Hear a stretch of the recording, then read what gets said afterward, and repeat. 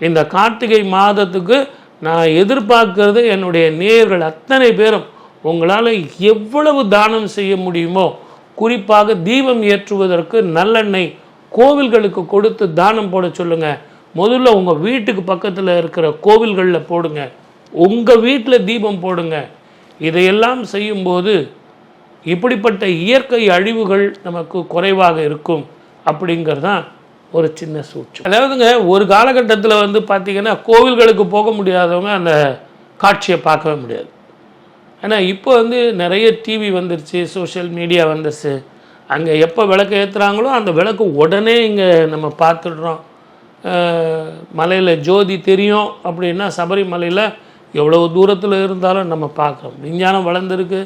So இதெல்லாம் உடம்பு முடியாதவர்கள் கூட கட்டிலில் படுத்துக்கிட்டே நிறைய பேர் ஜோதி பார்க்குறவங்களாம் இருக்காங்க. இதெல்லாம் நீங்கள் எதற்காக உங்களுக்கு நான் சொல்கிறேன்னா, அங்கே ஜோதி ஏற்றும் போது உங்கள் வீட்டு சுவாமி ரூமில் தீபம் போடுங்க. ஒரு நல்ல அகண்ட தீபம், பெரிய அகல் விளக்கு எடுத்துங்க, நல்லெண்ணெய் ஊற்றுங்க, 2 திரி போடுங்க. கணவன் மனைவி ஆண் பெண் என்ற 2 திரி போட்டு தீபம் போடுங்க. கீழே வெத்தலை வச்சுருங்க. அதுக்கு மேலே இந்த அகல் விளக்கு வச்சு நல்லெண்ணெய் ஊற்றி கிழக்கு முகமாக நோக்கி தீபம் போடுங்க.